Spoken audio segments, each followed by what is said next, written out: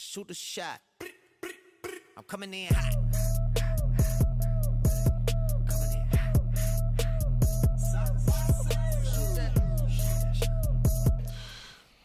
Well, my name is Ryan Slider, and I own a film company here based in Portland called SS Visual Works. It's fifth year we're going into right now, which is pretty amazing to think about.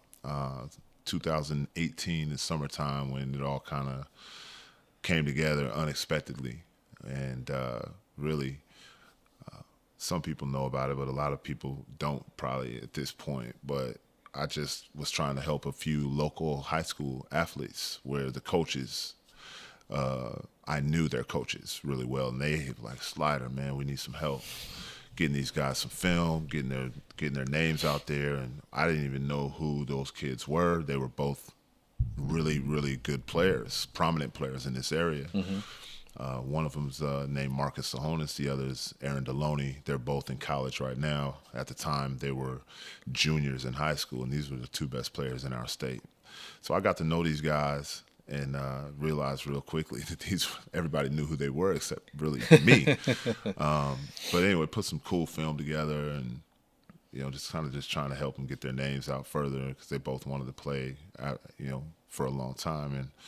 And the materials that I put together just blew up, went crazy. Like, they were really good, and I didn't think they were great, but they were viewed upon as really good, and a lot of it was because nobody was really doing it like that in our area. And these guys and a few others really encouraged me to continue doing this because people loved it. And I didn't even have a social page at that time. And so they helped me create that. And because, like I said, there wasn't really many people doing it in our area, it really shot up in popularity quick. And so I was looking at it more so, I got to get my quality up because a lot of people are seeing this more than I was expecting to see it. And it helped me understand a lot of things about social media as well because I really wasn't well versed in it, especially from a business standpoint where suddenly you have a lot of eyes not looking at me as a person, which I was used to that being a former athlete, but what I do through a business or through a entity and the images that it's projecting, the ideas and how it makes people feel. I had to be really cognizant of those things, which I wasn't prepared for at first. I had to get myself up to snuff when it comes to that, which was interesting in itself. What does the SS stand for? SS it's a good question. A lot of people have asked me that question, and it's my son's name. I have two sons, and it's my younger son's name. And it was just kind of a funny thing for me to do because everybody from my family, my friends, they felt like I favored my oldest son. Because, he was my first kid. He was a boy, and I was really happy about that. I'm not one of them guys, I'll be happy with whatever kid I have. I was really happy to have a son first. I love my daughters, but I was happy to have a son. And he and I have always been just really, really close because of that. And so I got a lot of stink from my family about me favoring. So I had my young son, and so I named it. The company is after his initials. Samir Slider is his name, so SS.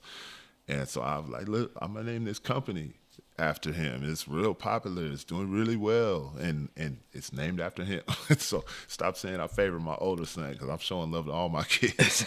So that's a simple part of where that came from. Plus, I kind of like the sound of it. Yeah. And it just had a nice ring to it, and so it went with it, and It's funny because for a couple of years there, everybody just called me SS out there in public. When they would see me out working, they would yell that. And for a while, I didn't respond to it because I wasn't ever called that in my life. And so that kind of died off. People know my name now. Yeah. But that's the origins of that name. I like that. The logo of the chair, my logo, I had my daughter draw it. Yeah. And so, because with this conversation and what I'm trying to do with the podcast, I like asking people about their life journey. I know like it's not straight lines. It's a little messy, a little squiggly. Right. And so in this day and age of when you do logos, normally like my business logo is like on the hat, like a circle and straight lines, and it, you know, everything's nice and Yeah. but I wanted a logo that looked like, man, did a kid draw that? And it's Yeah. like, yeah, my daughter drew it. That's dope. And kind of bring her in, like with your son, like who knows, maybe one day he takes it over, you know, Yeah. just some kind of connection. So I like that because I've done that. My daughter doesn't really like the podcast yet. She hates on it still. It's changing a little bit. Like now it's more tongue in cheek because enough people in our area have started to talk about She's it and being say, forced to like it. yeah, just say it's cool. And but typical kid, kind of like, nah, dad doesn't do anything cool. Right. But yeah. Okay, so 5 years ago, and it's funny to hear you say like I didn't even have a page, because now like, Right. can you imagine not having? Yeah. Like, it's crazy. That's wild. Yeah. Yeah. No, it's weird to think about. It's kind of at different phases of that whole thinking and thought process. But like I personally don't have any type of social media that I do on a personal note. I just haven't really been into that. From a business standpoint, I've seen how important it is in terms of inspiration for others. From when the business that I have been involved with started to kind of just naturally monetize itself, the importance of having a public face that way, and whether it was social media or a website or something to that extent, where people could find you, people could always see what you're doing, those type of things. So yeah, I mean, I understand the importance of it now, and it's the greatest part now is I understand the importance of the balance of it with my real life and that. Like for a while there, I was kind of sucked into it, like always looking and checking, and now I have to tell people that I trust or I'm developing a business relationship with. A lot of times, I'm not always the best with getting back right away, with certain things. And so it's been good to find that balance. Yeah. So that, and my kids help me a lot because I'm always telling them to have balance in their lives and not be stuck on their phone or stuck on social platforms. And so that's helped me in itself. It's like, got to tune this stuff out. Yeah, I was going to ask you about that because as I'm, like you said earlier, like you weren't in social media and neither was I. Like Right. our generation, we like grew our up kids without grow up with it, but like we didn't grow up with Instagram and Facebook. we and didn't have it. Right. And so now starting this, like that's where I get a lot of the views is Instagram and Facebook. Right. And I've had to turn off my notifications. Yeah. Because like the first reel that hit like 50,000 views in the first hour, my phone was just like, Yeah. I didn't know what was going on because Yeah. I hadn't had that happen. Right. And then I was like, man, if I don't turn this off, like during the day, I'm not getting anything done. Yeah. I'm constantly like Right. checking it. Yeah. And so funny. that's something I've Yeah. been like, I got to turn that off, and I don't want to just be, Yeah. That's the advantage we have being a little older. We think that way. A lot of the younger folks with no problem in it. They feed off of that stuff. Yeah. Like my daughter, she'll probably hate me for even saying this live, but she helped me turn my notifications off on my phone, but she won't do it on hers. She loves that stuff. Loves that to get that juice or whatever you want to call it from, the attention and things like that. Whereas, you or I, we know how to live without that because we had to. We didn't have that. And yeah, it's cool. It's fun for a little while. But after a while, it's like, man, I don't care that much about certain things. Like I need some time not to do that. Yeah. And, but from the same token, like, where would our businesses be without it right now? Right. Because that's where everybody, all of the eyes are at. They're not necessarily in the masses logging onto a computer and looking at a website. Right. And when they can be everything's accessible with their phone. So it's been fun to utilize it in ways that are good, but also to kind of detach from it when need be. Yeah. So you shoot these first two athletes, and then people are letting you know, like, yo, this is good. You're feeling like, I don't know if it's great yet, but it's good. And then how did it kind of evolve from there? I think it evolved really quickly for a lot of reasons. were just unique to myself. And before I got into this, I had a really long background in film, but it just wasn't this type of film, holding a camera, editing things on my own or things like that. I was more so involved with development of productions or managing different productions, how they're supposed to run, things like that, being a liaison in between the production staff and a big time athlete or a pro athlete, things like that. When I did a lot of work with Nike, some work with Adidas, things like that, where it's just really a behind the scenes role. So I got to understanding how productions worked from that, which I loved that side of it. Just getting to sit in a control room or an editing room or a lab and just, how does that work? How did you do that? To explain to me these things. And fortunately, because of the connections I had made growing up, being from Portland, being an athlete, I was being put into positions that I didn't necessarily know what I was doing, but I had good relationships where people trusted me as a person and they liked how I worked. And so suddenly I found myself leading some productions or having a managerial type of role in some really high level productions where I didn't even really know what I was doing. And I would tell some of these guys that, like, I've never done that before. Oh, well, we like you, so you're going to have to learn how to do that.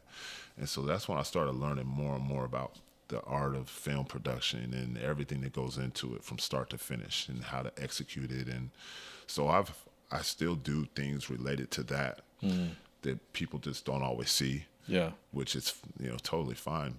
But that's really what helped propel the business that everybody sees to what it is now. It wasn't just, you're really good at that, which I think, I'm pretty good at it, but I had a lot of strong background and foundation that led to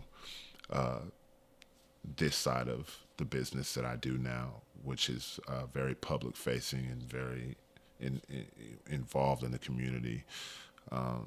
And that's what I tell a lot of young people that are trying to jump in and are not having the success they want, or it's a struggle, it's hard. I said, well, you got to build some foundations there. You gotta have some good understanding of time and experience. And fortunately for me, these are things that I have. I've been through a lot of those things before I did this, which helped me. So a lot has went into what you see now, the product and the really cool looking things or creative productions. A lot has gone into it before 5 years ago. I would say about 10 years of, doing things here, doing things in LA and working with athletes, working with musicians and things like that really helped craft who I am today. When you, like, the stuff you're working on with Nike, and say production, the manager, production lead, what, like, I'm trying to build a visual image, like, what are those things that, like, you were actually doing behind the scenes? What does that actually look like? Well, the first project I did with Nike, one of my close friends that I've known most of my life, he's actually the general manager of the Dallas Mavericks now, but he was a VP with Nike, and he was one of Kobe Bryant's main contacts for Nike, representatives, I should say. And so he's the one that came to me about a big project that they were doing with Kobe Bryant in Asia. And initially, they just wanted me to develop some content to make sure it looked good on screen and all of these things. And I ended up being one of the coaches, the main coaches on this project that they were doing, where Kobe was lending his training philosophies to young Chinese athletes, bringing them over to the United States to give them that experience, which is not easy to do between all the red tape involved. But because Kobe was so popular over there, the Chinese government was like, yeah, we'll do it.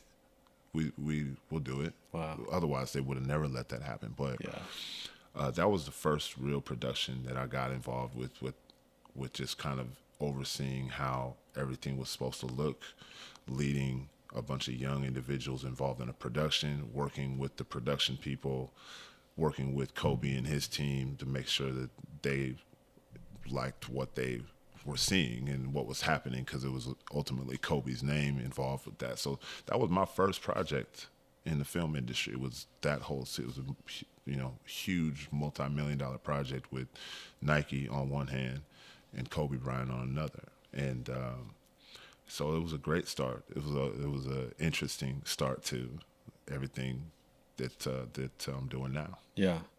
Was it like in any way like a commercial? Was that anything that aired?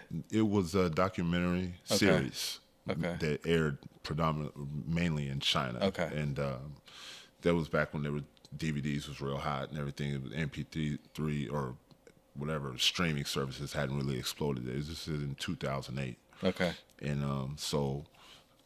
it was huge in China, like huge. One of their biggest miniseries they've ever aired out there, especially for a sports documentary. And I went out there a couple times, and everybody knew my face, which was very weird because I didn't even know what they were doing out there. And cause I really didn't ask, like, where's this airing? Where's this going to end up? Because we're all kind of living in the moment of it.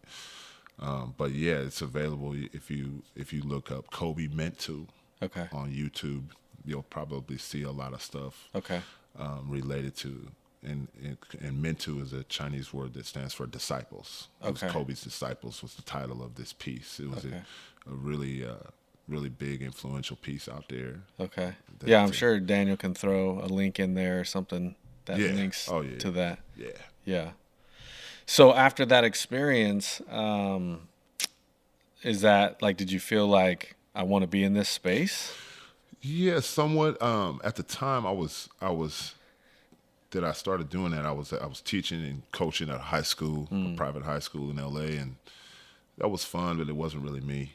And I knew that's not something I wanted to do the rest of my life. So I got to do some of these projects with Nike and some other big companies that spawned from that work, and that was a lot of fun. And ultimately moved back here in around 2011 or 12, somewhere around there, and spent a few years just trying to find exactly what I wanted to do, because some of the work I was doing with Nike would be like a month here, a couple months there, and then nothing for a while. So that was cool. Like, they always paid really well, but you wanted to have something steady. Right. I have a family and all those things, and so when, like I mentioned before, some of these coaches like, man, Slider, man, we know you do film. We need your help. I don't really do film like that. So the first project I did with these athletes, I borrowed a couple of cameras from a studio downtown. It was like $20,000 cinema cameras. I didn't know what I was doing. I had to study it, read it. But like I said, the product of it was crazy. And so from there, it's just learning more and more about what I was doing and enjoying it most of all. Is what was really the best part for me. I really enjoyed it, even the times where it's just me editing stuff or looking at things by myself, and that's when I knew this is something I think I really like, because I'm enjoying this part where I know most people don't enjoy this stuff. I actually like it. I don't know why, but I like it, and so it's made everything about it that much more fun. Yeah, because I actually enjoy doing it. Yeah.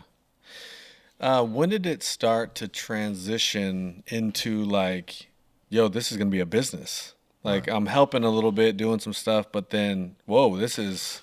I would say about 6 months after I started doing it in 2018, the summer hit, and is when I started doing the initial things, and then just more and more things started falling on my plate. People were like, hey, man, we'd love to have you. And at that time, I was just like, yeah, I'll do it. I'll do it. I'll just go out and do it. And then Oregon State, the head coach there, he was my coach in college, and so he is like, hey man, come down and film our camp. We'll pay you for it. We'll, and certain things like that just started happening more and more, and then finally I said, man, this is starting to be really substantial, where I'm getting calls every week, calls every other day, and then it just started building and building from there, just doing really good work, being a positive force with people in general, and it starts to spread. And then, like I mentioned before, there was not a lot of people doing that. Mm-hmm. Even with the main sports, basketball and football, you know, churches was I could think of a couple people, but Yeah. they weren't really doing it. There was a couple people at the university, Portland State, that I knew, but they just did Portland State stuff. There was nobody really doing college and high school and spreading the wealth around. And so when I was doing that, it was very well received because nobody was doing it. And then all of a sudden you started seeing creatives start to pop up. And, you know, I loved it because I'm a former athlete as a competitor, and I thought it was great. Yeah. But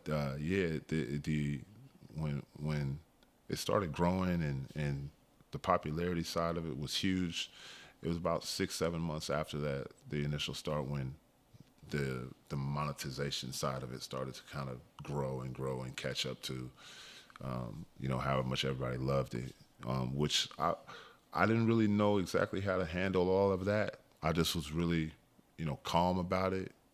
I've had a lot of experience in business and in general in life, and it just allowed me to be really calm and understanding of what was happening. Not fully, you know, of course, I still had to learn some things, but just really understanding that, you know, yeah, this is a good time to monetize certain parts of what I'm doing. Maybe not over here in this area, but this part. And it's worked out pretty well that way over the time as it's gone by, to where, you know, people aren't, man, you charge too much, or you're just gouging people or whatever. Because I never wanted to be that type of person. I wanted to give as much as I could to a certain extent, and I still do in some ways. But it's definitely a good business. You know, it's, you know, when you start having colleges or you have high schools that want to have longer periods of contract length with you, you're doing some good things that way.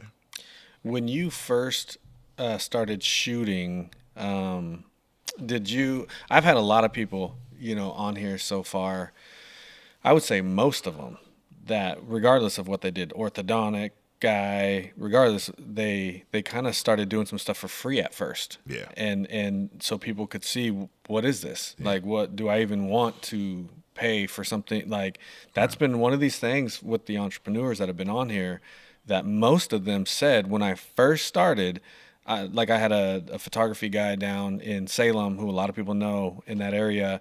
And he was like, I got into it. I just shot some stuff and then said, here you go. Yeah. And then if they were like, yo, then it would be like, okay, let's talk about, right, you know, you really like this. Let's talk about a price. And just the beginning stages of that, how it could be a little strange. Like, yeah, like even for me, I haven't made a single dollar with everything, but there's starting to be conversations of different avenues for that. And it's this like, man, what's that going to look like? Yeah. Or the sponsorships or partnerships or, and so I'm curious if that's like, that's how you started. You shot some stuff and then it was, now I need to charge, and what do I charge? And no, it absolutely went through those phases. Absolutely.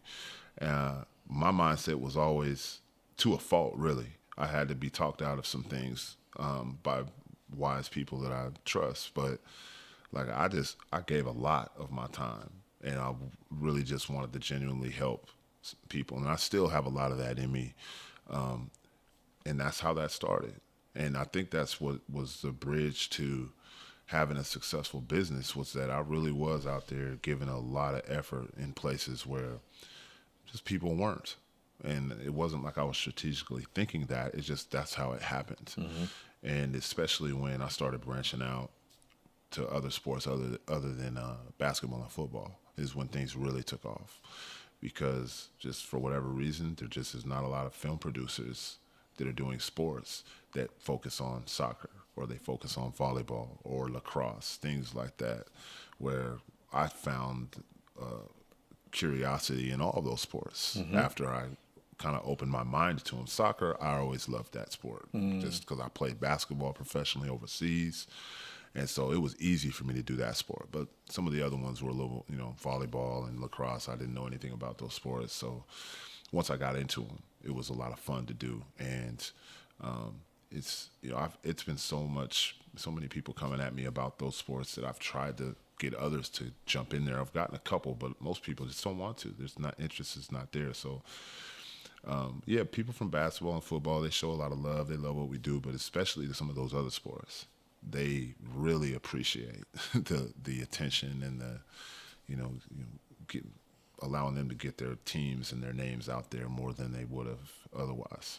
That makes sense. I remember, like, because I've been tracking with your account on Instagram for a while, and I remember when I started seeing not basketball and not football, and I thought, like, man, that's untapped. Yeah. Like, because I'm not seeing it really anywhere else either. Right. Like, and I could only imagine, like, I didn't play those sports, but, playing basketball, like, we know that that's one of the popular ones. Oh, yeah. Like, we know that that's the one people are showing up for, or football. So I would imagine those other sports, that's awesome for them. Yeah.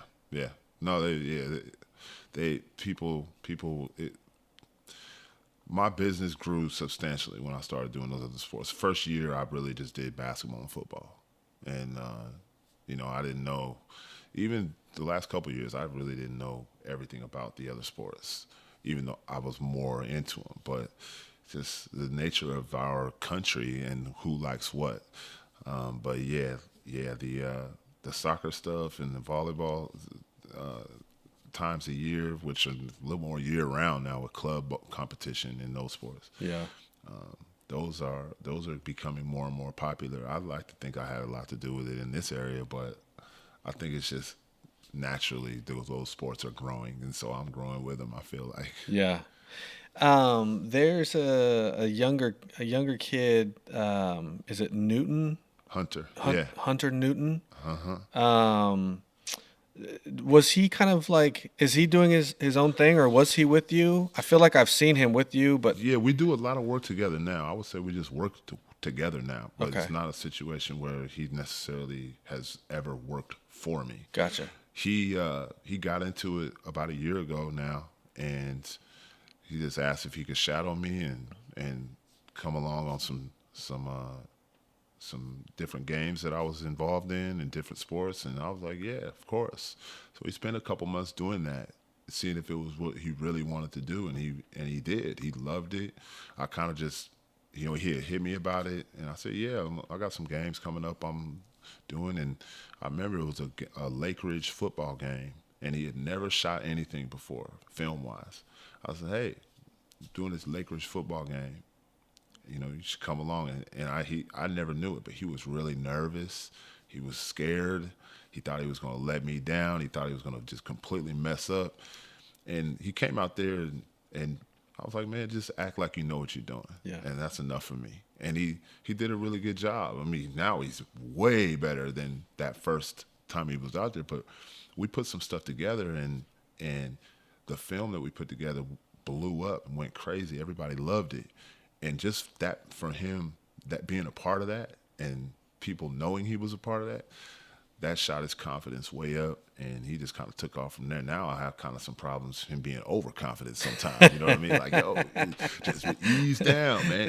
This dude was working with Duke last week. He started following the chair account, and then I started following him. You should have him on. He's a good example I think I can offer a lot for a lot of people. He is a younger dude that is one of the few that have had some sustained success and kept it going because he really loves what he's doing, and could really help some connect with some people that might be struggling or might want to get into it. But yeah, I'm really proud of how far he's came, and I talked with him this morning. I talked to him pretty much every day or every couple days, and he's really definitely grown. He's only 21 years old right now, and so he's grown a lot, and it's been fun to watch him do that. Well, that's awesome. That's just so cool. Like, for you, you're like, yeah, just come and now look. Yeah. Right? Like, you were open to, like, hey, yeah, come. And right. That's awesome. Yeah.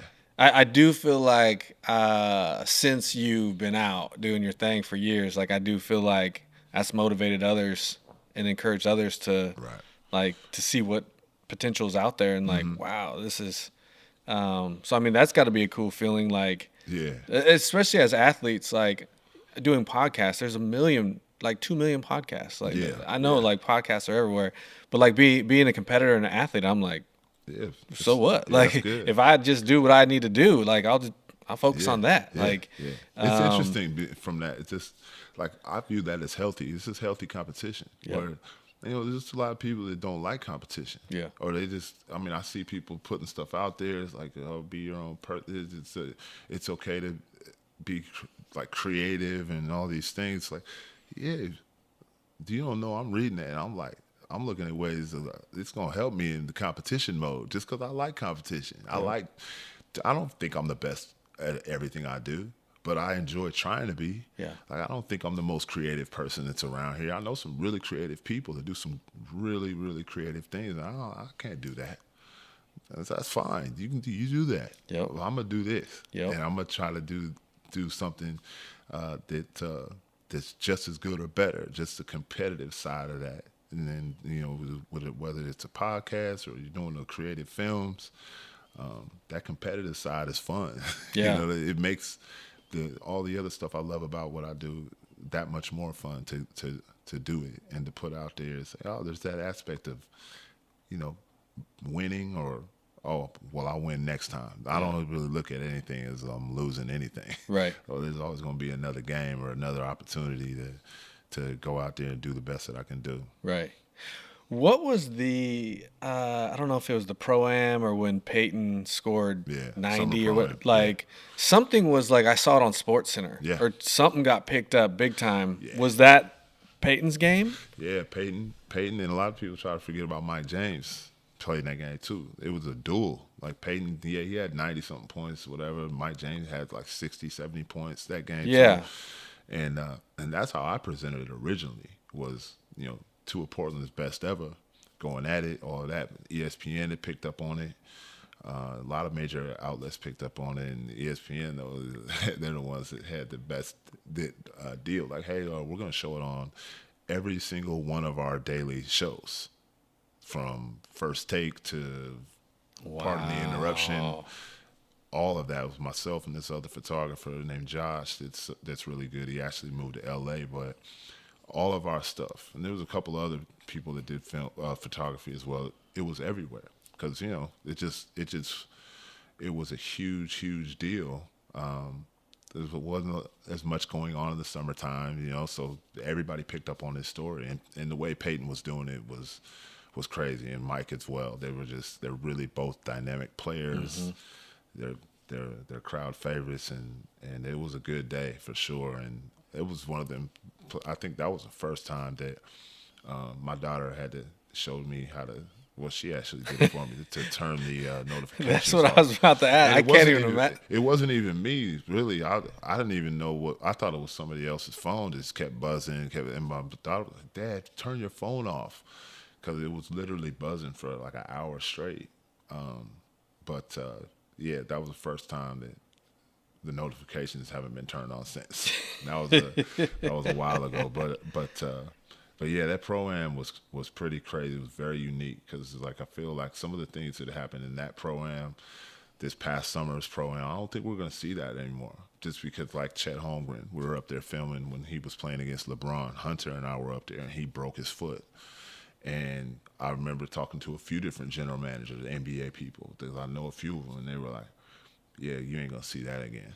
That's the first thing I thought when I saw him go down. Yeah, it was just a freak injury, too. Yeah, It wasn't anything crazy. It was just, it could happen during practice. It could happen anywhere. And yeah, they were like, yep, this summer Pro-Ams, y'all going to have to do that with non-NBA players because it's going to be hard for us to let especially our young investments, that's all they're talking about, our young investments, let them play in those things. And I was like, dang, well, it was hot while it lasted. That's the first thing when I saw Chet go down was like, dang. Yeah. Like now there's an actual example of like, that's a big investment. Like, yeah. And now that's not going to be available. Right. I know that some players will be able to pull rank. They'll be able to play, but the younger guys and they haven't done anything yet that they're counting on, the NBA teams are going to be like, yeah, nah, it ain't happening. Yeah. Well, I mean, it's great that you got the footage that you got. I mean, how neat that, like, a Portland guy is shooting Portland guys, Yeah. and then it gets picked up and Yeah, it was crazy. It was definitely crazy. yeah. Now, the coolest part for me was the players themselves loved it, and these are professional guys. They both were like, man, you guys, we appreciate you guys. Like you guys, we wouldn't have been everywhere without y'all doing what you did, and that for me that means more to me than just about anything. Than, Yeah. like I don't want to say that my excitement and inspiration is kind of saturated now because I've seen my work in different places. But when I hear from an athlete directly or a person that I'm working with directly that they loved it or they're appreciative of it, that's what keeps me going. That's what means more to me than anything. I mean, sometimes that money's good too. I ain't gonna lie about that, but the core of what I do, that's what means the most. When you bring in some inspiration to people that you're working directly with, those moments are really important for me. How does when you're filming people, I'm trying to think how to even ask this. Like, does everyone know they're getting filmed and it could be wherever when they're like, could there be any things come back on you where someone goes, hey, you put me in something, but I didn't want to be in that? Or how does that work? With live sports, for example, it's happened. You think it never happens. It's a sporting event. It can't happen.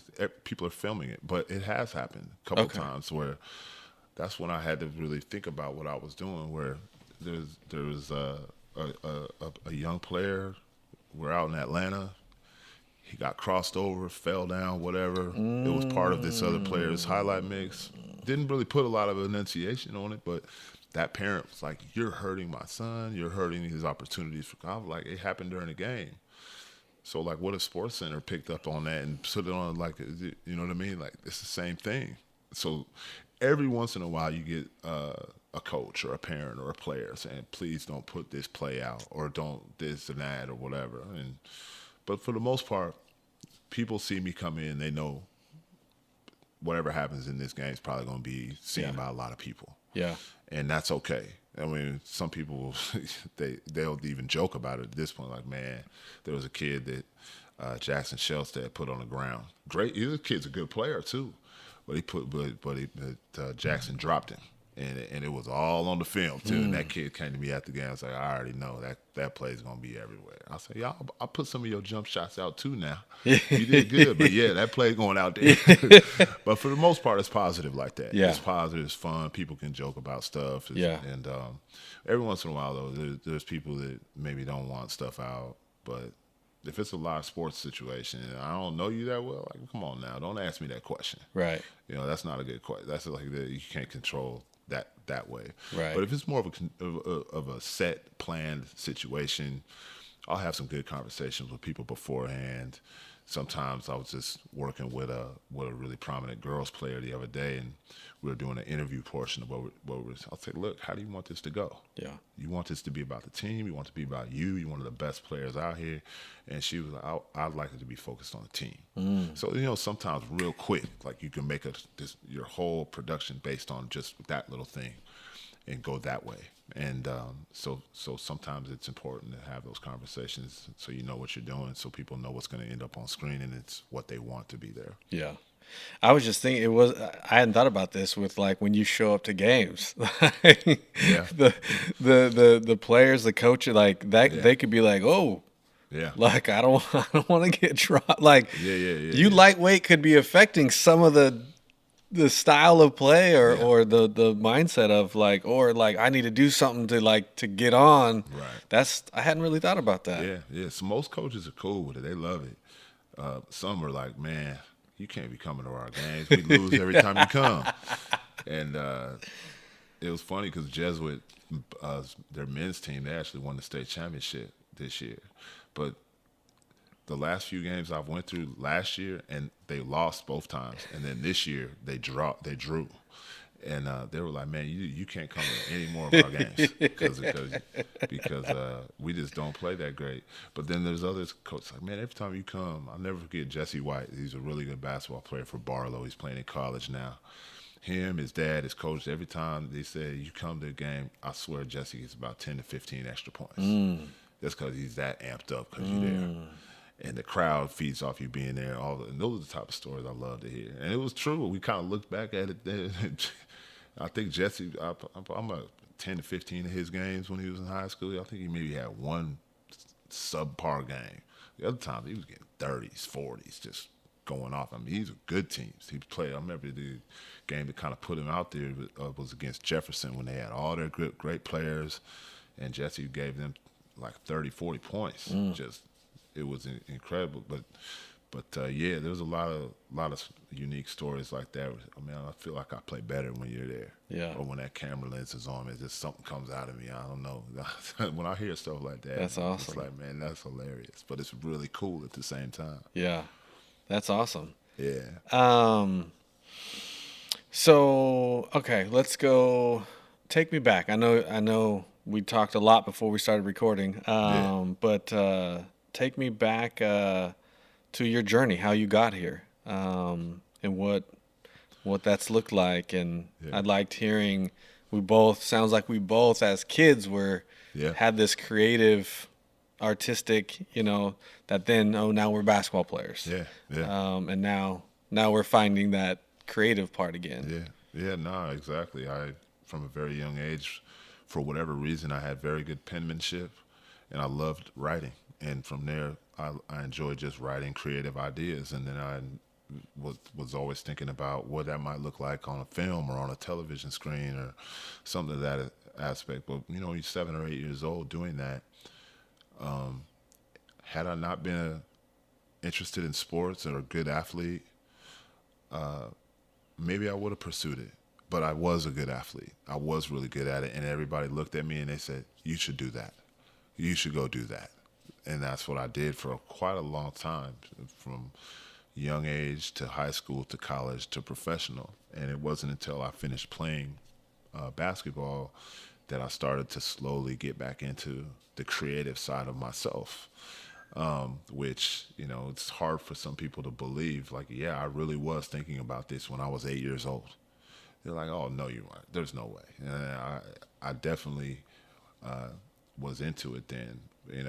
Whenever like you get, even today, but when I was younger, you get the DVDs, and then you get that second disc, how everything was made. I would watch all that. And then today, like when my kids buy movies, they're buying movies. I had to limit it. Like, okay, let's buy like one a month. That's it. But I would always, they'd come home from school and I'd have it on. It'd be on the extras, how the making of, or the bloopers, or everything that goes into how this was made. I was always interested in that. So it's been fun for everything to come full circle with this, where, I spent a big portion of my life being an athlete and enjoyed most of it, but it wasn't really like where my heart was. And I know that now because I'm doing this, and this is what I love to do, and feel inspired to continue to do, and love how it makes other people feel when they are a part of it. And so it's definitely something that, kind of caught on to it late. Not I won't say late, but later in my life. But I'm okay with that. And I think that's actually what's made it that much more fun, is had this started going on when I was maybe 25, might not have understood how to appreciate it or to navigate certain parts of it. And so I think it's all really just happened at the right time in my life, to where, I've been able to do well at it, balance it well with my family, and be able to spend all kinds of time with them, or bring them with me if it's something they're interested in. They've always loved to tag along. My son's benefited a lot from it, being able to meet a lot of professional athletes and entertainers and things like that. And it's funny because so many kids would probably love that, but he's kind of like, yeah, whatever. That's cool. Okay. Yeah. How are you doing? You know what I mean? So it's been fun from that aspect, just being able to involve my family that way. Yeah, I've like we talked earlier, how it, for me, I'm like, I think seeing you doing your thing at our ages, of like this renewed Man, this is how we felt as kids, this creative part. I've kind of thought about the journey that I'm starting with all this, and I'm kind of changing my thought process of like, why did it take so long to, man, maybe it needed to take this long. Yeah. To be able to, I'm going to be sitting down talking to so many different people. And in these last 20 years of adulthood and whatnot, I've owned companies. I've been at the bottom of the totem pole at different companies and like everywhere in between. Yeah. And now I look and I go, okay, I think that I've been through enough to sit down with a lot of different types of people. Yeah. And like there'll be some major CEOs sitting in that chair at some point. And there'll be educators, and my wife's an educator, and I was in the construction industry for a while, and now I know a lot of contractors, and so now I look and go, you know what? I think I can do this because of all of that. Yeah.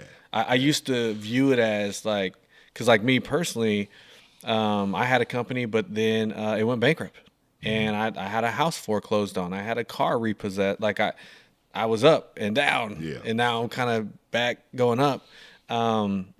And now I'm seeing, you know what, to accomplish what I'm trying to accomplish with all the different eclectic stories that I'm wanting to get out there and share. I think it needed to take this long to be able to sit and have these different conversations and relate and understand. And so that's been, for me, I'm like, okay, like I'm seeing that now. Yeah. I get that now. I feel like that's the best way to look at it. You could look at it with regret or whatever you want to look at it, but that's not going to help anybody, especially yourself. Because believe me, I had some of those thoughts for such a very short amount of time, because like my family's, on me real fast about the things that they need. So I don't have a lot of time to dwell on much, positive or negative, but certainly not negative. But I think that's the best way to look at it, my own opinion, of everything that you've been building, good and bad, in your life has led you to what you're doing now, which is a great thing. And you might not have been able to do it otherwise had you not gone through certain things. And so, I think everybody has that in their journey, their own personal journey, whatever it might be, in different forms. And that's if you choose to look at that in a kind of like a beautiful type of way, it can serve you really well. But if you dwell on stuff long enough, it could hurt you. It could hold you back. It could slow you down. And I think we've all been through those stages of our life. But yeah, no, it's for me at least, like yourself, it's at times it's laughable. It's fun to kind of look at certain experiences that have been great, not so great, and now you know how to navigate things. Now you know how to see something from point A to 6 months from now, because you've lived it, you've seen it, you've experienced it. And those are all things that are our advantages. Whereas people that haven't lived it, they can't really operate that way, because it's hard to operate based on something you haven't seen or felt or done. So I like to look at those things as advantages, why we're able to do something really at a high level. You're able to have a unique space, a great looking production, and ultimately a great product. A lot of it's because of everything you've went through to understand this is what I need to do to make this good. Not just my setup, but my delivery, my execution. Right. Without those experiences that you went through, the great ones, the tough ones, you might not have had the character parts of yourself to do it. So that's how I look at what I do. The people I'm closely connected to, we talk about this stuff all the time, which a lot of times for me is my kids, because they're getting older and bigger and more of adults themselves. Yeah. So it's fun to be able to have those conversations like that. Yeah. Yeah, no, you've been encouraging for me, like just hearing just kind of your idea of that slow build and, not just needing it to, or like what we talked about, like niching down, not like being okay with it taking longer. Yeah. Honestly, I kind of needed to hear that because 20 episodes out, there's a lot that goes into setting this all up. And when you leave, I'll tear it all down, and then I'll drive back to Salem and I'll set it up in the Salem spot. And feeling like, yes, 20 episodes, you're just getting started on a podcast. Yeah. but it's been a ton of work as well to do all those. But you know, I keep telling myself like, man, this thing over time, you know, and you saying like people want to see the longevity. Like that's good for me to hear. Yeah. They want to see like, you're going to do this next year too though? Yeah. And the next year after that? Yeah. You know, if we're going to partner or get behind it at some point, like Yeah. we want to know you're going to do this. Yeah. So those have all been, And that it's important to, you know, draw inspiration from different people, whether it's myself or others that you're coming in contact with. I've had to do the same thing. And then at the same token, I've seen guys come into this industry and just go straight to the very top and burnt out, fell off, or because they didn't understand how to keep themselves going or to self-manage their lives or what they were encountering. And you know, sometimes I've said certain things to some people, sometimes I've said nothing, but I've seen it. So for my own personal preference, it feels good to just do operate the way that I have, which is slowly. I don't want to say cautiously, it's just slowly. And I think that's the encouraging part for a lot of people in my line of work, is that they can see me and how I've done it, and they could easily do that. Because really, I feel like I've told people this, I'm doing this with one hand behind my back, because I have children that need a lot from me. And I enjoy being with my family. And so like I spend a lot of time doing that. And if I didn't have that, I would have more time for this. But would I be as motivated as I am? I don't know. Yeah. But I tell a lot of young people, like, look, if you really love this, you could do great at it. You just got to have some good balance, understand time, understand your energy and what you're doing. And you can do really, really well at it. And, you know, I think that I've been able to help a lot of people. Hunter's a great example, who's didn't really need a lot of my help anymore. He only needed it for a very short amount of time. And now he's doing all the same things I'm doing on his own. Like, he didn't start doing work with Michigan State or Duke because of, like, he asked me for help with it. They contacted him. You know what I mean? They don't even know who I am.